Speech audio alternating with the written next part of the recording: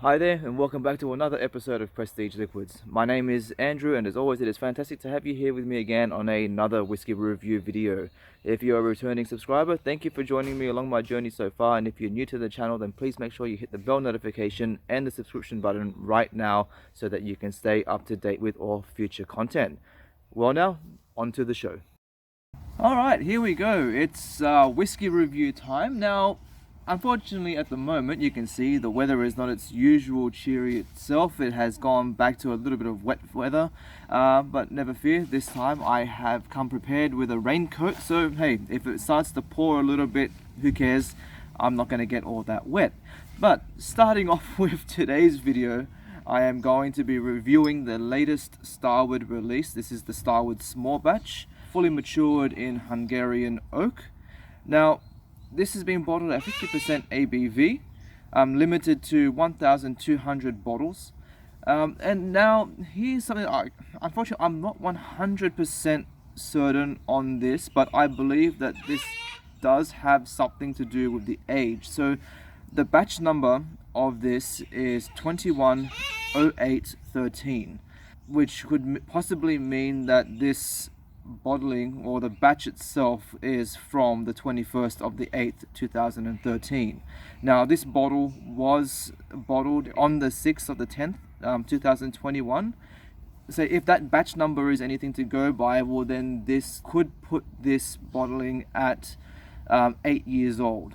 Now again, I'm not 100% certain on that. If I do find out more, say, proper information about that, I will put that in the description box down below. David Vitale from Starward has suggested that the batch number itself could possibly refer to the date of when this was actually made. I think one of the main reasons why I find that quite exciting is that obviously that puts this at about an 8-year-old whiskey, which by Australian standards is quite old, and it's another release that has come out from Starward recently that puts it in the 7 to 8 year old age bracket, which goes to show that Starward is willing to experiment with much older whiskies than, say, what other distilleries may be doing, or playing around. They're experimenting even with their own range. So it's very interesting to see how they may be progressing with older aged whiskies. But enough of that. Like I said, until I get proper information, that's just a thought. But yeah, I'll put proper information in the description box down below if and when I hear anything about it. So let's pour. This is the Starward Small Batch Hungarian Oak, and as I mentioned before, bottled at 50% ABV. Now let's get started on the nose.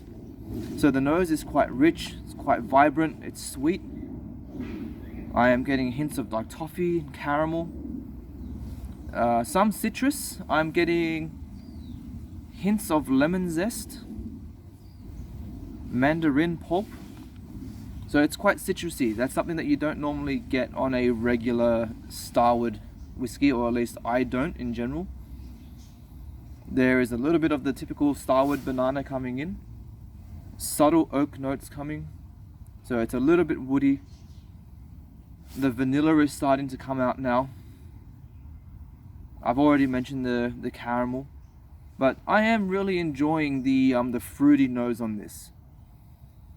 As it opens up, it also starts to become quite peppery as well. There's a little bit of spice. So I'm getting a clove and maybe a touch of cinnamon. Let's move on to the palate and see what we get. So cheers. Excellent, thick, syrupy mouthfeel. Very spicy. So I'm getting more of a white pepper note. So yeah, definitely some white pepper spice. It's also quite sweet. Now this is the one downside for me in regards to this release, is that the parts of the overall profile or the tasting profile of the palate for me is quite similar to the Dolce, which for me was unfortunately a bit too sweet.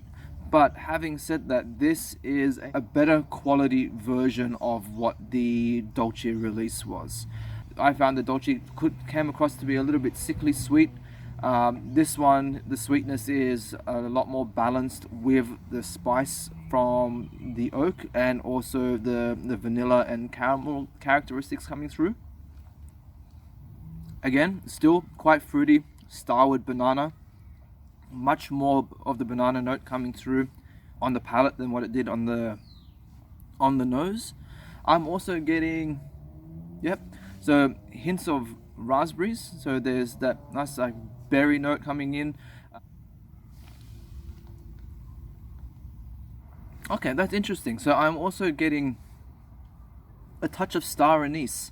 It has a very subtle, like licoricey note coming through. Again, something that I normally don't pick up on a Starward. In fact, that's not normally a note that I pick up on whiskies in general. So it is nice to see something different. I am really enjoying the overall oak influence. The vanilla is rich and creamy, and it just complements the other flavors really well. I'm also starting, as you start to get towards the back end of the palate, I'm also starting to get more things like dark chocolate. It definitely has those like dry, like cacao type of notes. Again, clove, cinnamon. Those baking spice notes are a lot more prominent on the palate than what they were on the nose. So it's good to see that some of the flavors are starting to, I guess, diversify and open up. The citrus notes aren't as strong, though they are coming through. Let's see, again, this time it's more of the mandarin pulp instead of the lemon. So again, you've got more of that mandarin style of citrus. Moving along to the finish, again, it's pretty much the same as what you would get on the palate. It's a little bit sweet.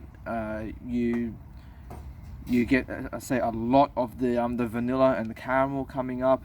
Again, I think actually also I'm starting to notice a little bit of barrel char. I wasn't really picking that up on the nose and the palate, but it does start to come back again on the finish. So again, there's some subtle differences that come into play and work as the whiskey starts to open up. Being that this is bottled at 50%, I mean, either adding water to it or allowing it to open up, you're going to get a lot more out of it. I was sampling this a little bit last night when after receiving the bottle. I mean, the delivery arrived yesterday, so it's a very new bottle. So I'm obviously assuming as I start to make my way through it, it should open up and evolve furthermore. But as I mentioned, even just like pouring a little bit, letting it sit aside as I did last night, it did start to grow on me a little bit more. Those sweetness levels did start to drop off, and you would start to notice a bit more of the oak characteristic coming through. As I mentioned earlier at the start when I started talking about the palate, I found this quite similar to the Dolce, and I will still stand by though that this is a much better quality version of that particular release. Now, all in all, this is probably not my favorite Starward release. It is very enjoyable, but it's not going to be the one that I'm going to be reaching for straight away, especially when you compare to, say, like the Tawny Batch 2 or the Octave Barrels, both of which are quite recent releases from Starward and really set a benchmark in terms of quality and excellent flavor. But again, still a very enjoyable whiskey and something that I'll be more than happy to share with friends and family. But that's it. I will leave it at that. I don't really have much else to say. My name is Andrew, and I'll see you all again on the next video. Get this. Oh, you're still here. Well, why not consider continuing on with some more content and subscribing? I'll see you next time. Bye bye.